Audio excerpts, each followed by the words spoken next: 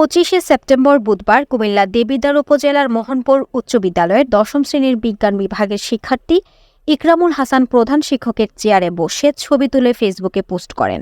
মুহূর্তের মধ্যেই সে ছবি সামাজিক যোগাযোগ মাধ্যম সহ বিভিন্ন জায়গায় ভাইরাল হয়। এতে পুরো উপজেলা জুড়ে শুরু হয় সমালোচনার ঝড়।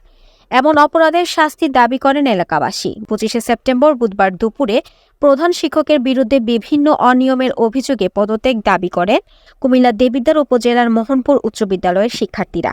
খবর পেয়ে উপজেলার নির্বাহী কর্মকর্তা ও সেনাবাহিনী গিয়ে অবরুদ্ধ থাকা প্রধান শিক্ষককে উদ্ধার করে।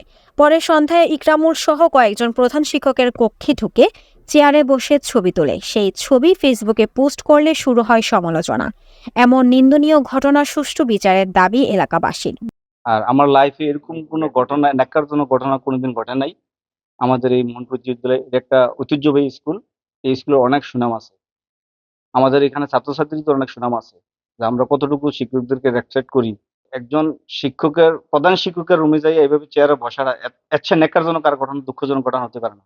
কিভাবে সন্ধ্যার পরে এখানে আইসা নিজেই আইসা নিজের আবেগে এই ছবিটা তুলছে, তুইলা কিভাবে ফেসবুকে দিল, এটা অনেক বড় অন্যায় হয়েছে। হ্যাঁ, এও মানুষের সাথে মাপও চাইছে, লাস্ট শেষ দিক দিয়ে মাপ চাইছে এটাকে, যে আমার ভুল হয়েছে। আমার মতে স্যার এটা ভালো না স্যার, যেহেতু সে একজন ছাত্র ক্লাস 10-এ হয়ে তার কাছে এত ঊর্ধ্বতম ইয়াতে যাওয়াটা চেয়ারে বসাটা এটা আমার দৃষ্টিতে অনেক খারাপ। যেই কাজটা হয়েছে, যে মোহনপুর উচ্চ বিদ্যালয়ের ঐতিহ্যবাহী প্রধান শিক্ষকের চেয়ারে এমন ছেলেটা এখানে বসা, যারা বসাইছে, যারা সহযোগিতা করছে, তাদের আমরা বিচার চাই। প্রথমত সে একজন প্রধান শিক্ষকের চেয়ারে বসছে, এটা তার খুব বড় অপরাধ হয়েছে।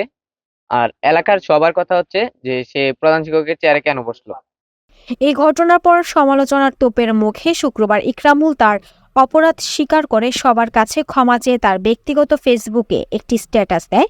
তবে এই বিষয়ে যথাযথ বিধি অনুযায়ী ব্যবস্থা নেওয়ার আশ্বাস উপজেলার নির্বাহী কর্মকর্তার। মোহনপুর উচ্চ বিদ্যালয়ে আমরা জানতে পারি যে সেখানে প্রধান শিক্ষককে অবরুদ্ধ করে রাখা হয়েছে এবং কিছু ছাত্র তারা আন্দোলন করছে প্রধান শিক্ষকের পদত্যাগ দাবি করে। তখন আইন শৃঙ্খলা বাহিনীর সহায়তায় আমরা সেখানে যাই এবং প্রধান শিক্ষককে সেখান থেকে আমরা উদ্ধার করে নিয়ে আসি।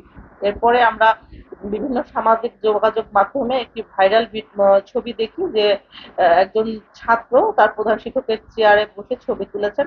এটি আসলে আমি মনে করি যে এটি প্রধান শিক্ষকের শিক্ষক সমাজের প্রতি একটি অবমাননা। আমি ওই মোহনপুর ইউনিয়নের সকল গণ্যমান্য ব্যক্তিবর্গের সাথে বসেছি এবং সকলেই একমত যে আসলে এই বিষয়ে একটি ব্যবস্থা নেওয়া দরকার। আমি আইন অনুযায়ী এই বিষয়টির আইন এবং বিধি অনুযায়ী ব্যবস্থা গ্রহণ করব।